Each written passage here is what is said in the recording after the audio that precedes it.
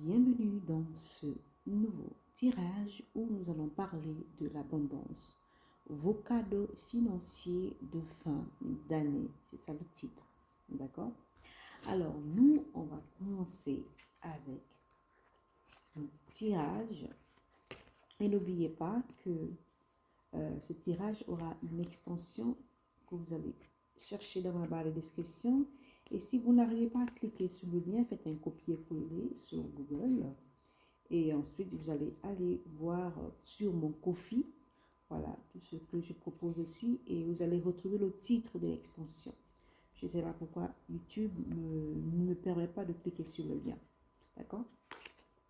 Alors, la première carte que j'ai tirée par rapport au thème qui est l'abondance, vos cadeaux financiers de fin d'année, c'est la carte du 37, c'est la famille.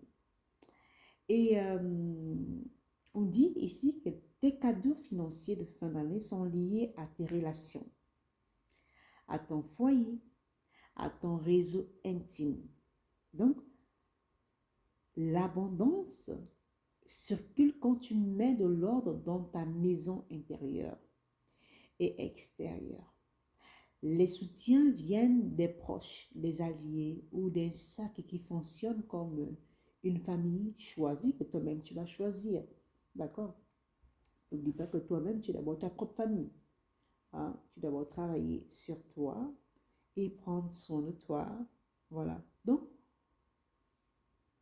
ta ressource financière, tes cadeaux financiers, ils viennent dans ce cercle-là familial, dans ce cercle-là ou dans ce réseau-là qui va te permettre d'évoluer, qui va te permettre de créer tes projets, tes business.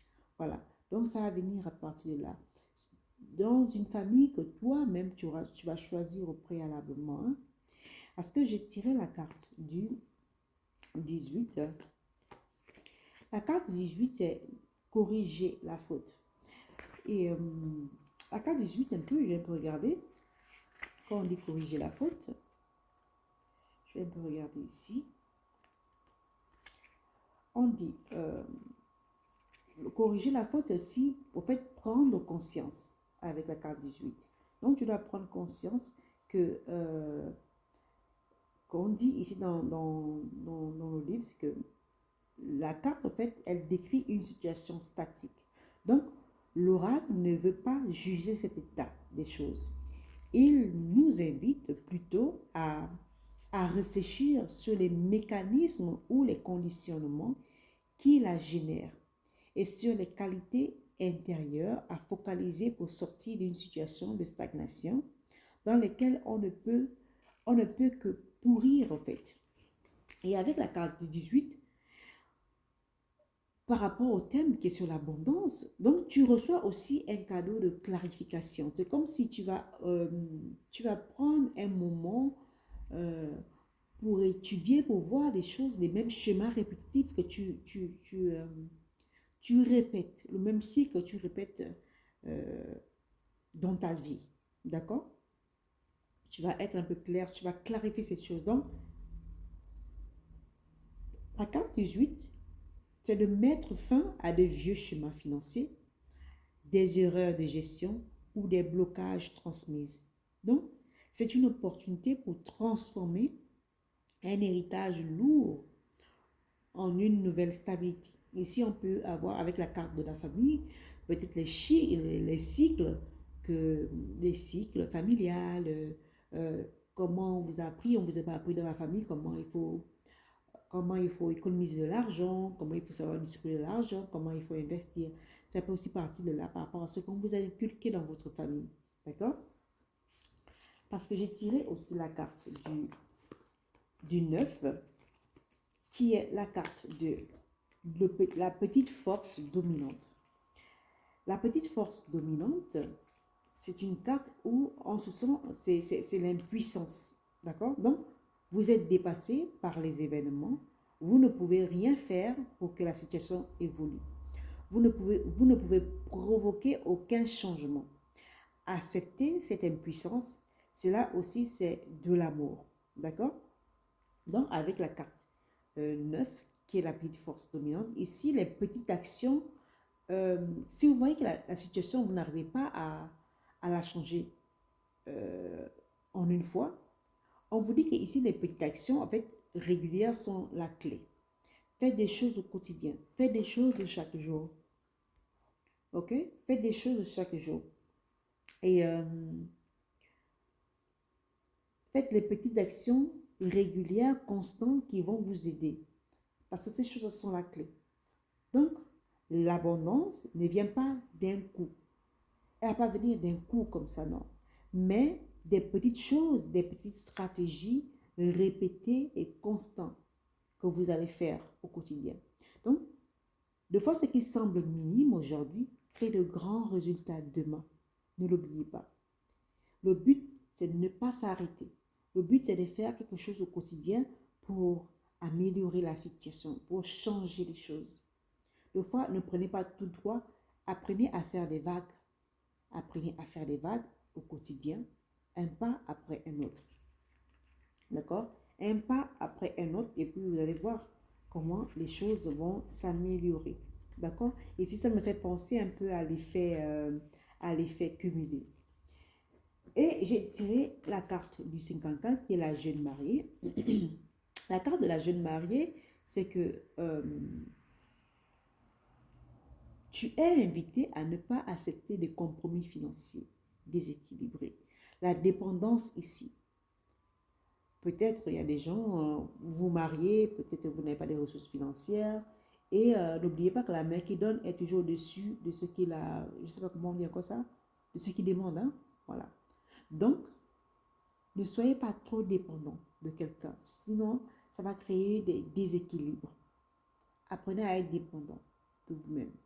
Donc, l'abondance de fin d'année est conditionnée au fait de rester aligné et de ne pas te vendre à bas prix. Ne te vends pas à bas prix. Ce n'est pas parce que tu n'as pas les choses que le monde demande que tu as peu de la valeur. Ta première valeur, c'est toi. Ta première valeur, c'est ta santé. Ta première valeur, c'est ton corps. Ta première valeur, c'est ton essence. Ta première valeur, c'est ton âme. Même si tu n'as pas tout ce que le monde estime, si tu n'as pas de voiture, tu n'as pas encore de maison, tu n'as pas encore... Ta valeur, c'est toi d'abord. Ta valeur. Quand tu fais estimer que tu as de la valeur, tu ne vas pas te vendre à petit prix. Oh mon Dieu! À petit prix. Donc, l'énergie, en fait, elle est là, mais elle demande de garder cette dignité-là. Garde toujours ta dignité. D'accord? Tu dois toujours garder ta dignité. Parce que dans le 54, la jeune fille, c'est que toutes les relations libres entre les êtres humains sont décrites ici pour le, le yin. C'est quoi? C'est la force de l'amour. Elle est telle qu'elle brise et élimine toutes les conventions et toutes les règles établies par les normes sociales. Donc, l'oracle parle de l'harmonie supérieure que l'amour crée dans le monde. L'amour supérieur, pas l'amour entre les êtres, non. L'amour supérieur. OK? L'oracle parle de l'harmonie supérieure que l'amour crée dans le monde. Donc, c'est ça. Donc, avec la carte du 54 qui est la jeune fille de mariée, c'est que l'abondance de cette fin d'année est conditionnée à fait de rester aligné et de ne pas te vendre à bas prix.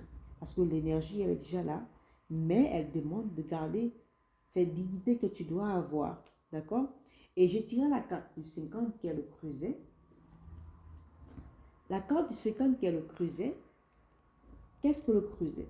Le creuset, c'est une invitation à enraciner votre amour dans les dimensions de l'honnêteté et la sincérité. Donc, vous pouvez le faire en utilisant votre énergie pour ne pas dépendre de votre partenaire pour votre survie à tous les niveaux. Donc, ça c'est une carte alchimique, d'accord? Parce que le creuset transforme le brut en or. Tu es en train de transmuter ton rapport à l'argent. Parce que tu as des dons spirituels. tes dons spirituels et créatifs ou énergétiques deviennent en fait une ressource concrète qui attire la prospérité et cette reconnaissance. D'accord? Et nous avons la carte de l'as de coupe, du 8 de bâton et du sage d'épée. L'as de coupe, c'est ce nouveau départ émotionnel et spirituel. Donc, l'abondance se nourrit de ta joie, de ta créativité et à ton ouverture de cœur. Donc, tu attires en vibrant haut. Tu dois te mettre à la fréquence de cette abondance. Avec le 8, nous avons des nouvelles rapides, avec ces bâtons qui sont arrivés, des nouvelles rapides qui arrivent. Donc, des opportunités financières soudaines, des cadeaux de fin d'année peuvent prendre la forme des projets accélérés, des rencontres décisives ou encore des gains inattendus. D'accord? Et le sage d'épée, c'est... En fait, le sage d'épée est équivalent du roi de l'air. D'accord? Parce que les épées représentent l'air. Donc, ton succès dépend de ta clarté. On parle encore de clarté, de ta clarté mentale, de ta stratégie. Parce que les cadeaux financiers se manifestent si tu oses mettre de l'ordre, négocier avec intelligence et garder cette vision-là lucide. Donc, le message direct et concret de ce tirage, c'est que ton abondance de fin d'année ne repose pas sur un hasard, mais sur, premièrement, ta famille et ton réseau, des soutiens financiers ou matériels se manifestant grâce à tes connexions et à tes alliances. Deuxièmement, la réparation des anciens schémas. Donc, tu libères des erreurs du passé, ce qui ouvre la voie à de nouveaux flux financiers. Troisièmement, la régularité dans l'action, même les petites étapes comptent, on va dire des budgets, des routines, des disciplines. Ici, c'est d'aller à petits pas à petits pas. D'accord? Quatrièmement, ton intégrité et ta dignité. Ton intégrité et ta dignité, je le répète, parce que